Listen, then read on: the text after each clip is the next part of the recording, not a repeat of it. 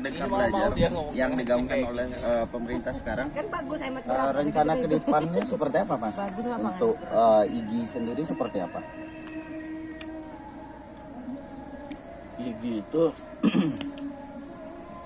tetap berusaha pada posisi mendukung, tapi tetap kritis. Kalau kita lihat konsep Merdeka Belajar sekarang kan konsepnya berdasarkan kajian, ada data-data ilmiah yang disajikan. Itu paling penting karena semua pergerakan itu harusnya bergerak berdasarkan kajian data. Dan sebenarnya sih kalau dibilang konsep Merdeka Belajar itu guru-gurunya, balik lagi ke guru-gurunya. Sebanyak apapun, sehebat apapun tawaran konsep, tapi kalau di tataran sekolah ya guru-gurunya itu tidak paham, tidak mengerti konsep-konsep dasar, dan nggak pernah mau mencoba melakukan perubahan, ya jadi orang bilang apapun kurikulumnya sama aja nggak berpengaruh. Coba bapak tanya bapak ini bagaimana perkembangan di sekolah terkait dengan kurikulum Merdeka. Gimana tanggapannya Pak? Seperti apa, Pak? Kalau di sekolah Bapak sendiri kan di Man Cendekiawan ya, yang dikenal sebagai salah satu sekolah terbaik di bawah naungan Kemenak, Pak ya. Nah, seperti apa Pak yang Merdeka Belajar sejauh ini diaplikasikan di sekolahnya? Kalau kita karena Kementerian Agama itu punya tetap akan mengikuti apa yang disarankan Menteri Pendidikan ya, tetapi mungkin untuk saat ini kebijakan yang diambil oleh Kementerian Agama ya kita masih terus mengamati, mengikuti arah perkembangan seperti apa, tapi ya tetap akan bagaimanapun nanti arahnya tetap akan mengikuti.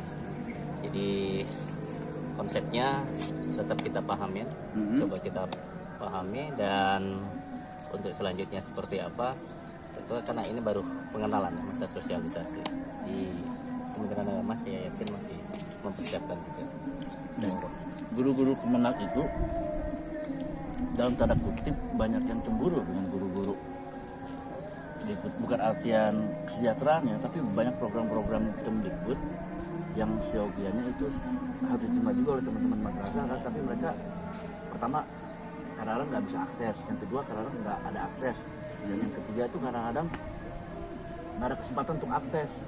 Makanya kemarin kan Pak Nino itu kepala badan, dia langsung ke Kemenak Pusat untuk coba sosialisasi ini supaya teman-teman madrasah itu juga punya hak yang sama terkait dengan Merdeka Belajar ini, konsep kurikulum Merdeka. Menarik sebenarnya kurikulum ini setelah kita lihat nanti beberapa tahun, 2 tahun lagi lah, apakah dari penelitian, dari kajian, dari penerapan itu benar-benar hasilnya lebih baik ya, artinya bisa siap diterapkan. Kalau sekarang kan baru, kalau kemarin ada tawaran 3 kurikulum K13 darurat sama kurikulum mandiri itu kan ada 30% sekolah secara survei itu yang ternyata memilih kurikulum darurat atau mandiri lah ya. Artinya kan sebetulnya telah untuk menerapkan kurikulum Merdeka itu sebenarnya besar. Cuma masalahnya sekarang itu lagi guru kan, guru itu siap nggak mau merubah, melakukan suatu inovasi dan terobosan dan nggak pernah ragu untuk menerapkan sesuatu yang baru. Tapi lagi-lagi kadang-kadang nggak semua sekolah itu support dengan konsep yang seperti ini. Jadi sulit kan. Permasalahan di Indonesia ini kita kan tentu juga sudah ini sudah menjadi rahasia umum, di mana kompetensi guru masih banyak ketika kita lihat di lapangan masih terpaku dengan kebiasaan-kebiasaan lama. Nah, salah satu untuk memaksimalkan peran profesional Indonesia guru tentu mengadakan pelatihan-pelatihan, ataupun sekarang kan ada guru penggerak, sekolah penggerak, dan bahkan di organisasi profesi sendiri ada POP ya Mas ya. Nah, sejauh ini berkaitan dengan kurikulum yang digunakan sekarang kan kurikulum Merdeka Belajar yang berkaitan ada dimana kita tahu kurikulum prototype atau Merdeka Belajar, apakah peranan POP nantinya akan melahirkan kurikulum atau konsep baru atau menggunakan yang sudah ada? Bagaimana pendapat? Jadi kenapa ada program organisasi penggerak itu sebagai diferensiasi?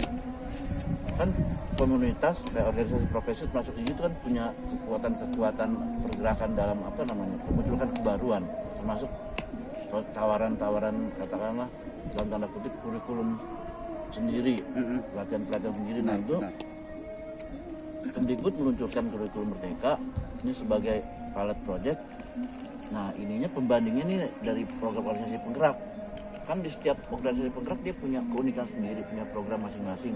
Dia apa namanya, fokusnya di apa gitu, di apakah di teknologi, apa di yang lain. Nah nanti itu akan disurvei, itu akan dilihat keberhasilan dari sekolah-sekolah sasaran, berapa persen keberhasilannya, dan kalau misalkan ternyata ada praktik baiknya itu bisa, saya rasa itu bisa mungkin masuk ke dalam bagian dari kurikulum Merdeka, kontennya ya, atau konsepnya. Jadi sebetulnya Kemdikbud sekarang sangat terbuka dengan segala macam inovasi.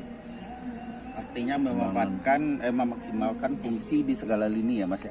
Tidak hanya sebagai peran pemerintah daerah atau pusat, tapi juga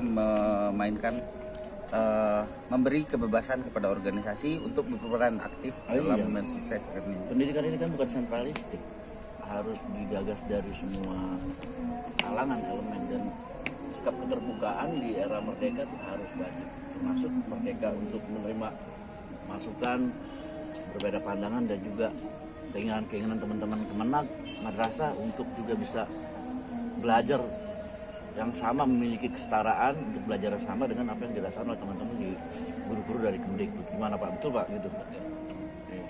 Ya, diminum dulu Mas. Dari tadi kita ngobrolnya agak serius ini.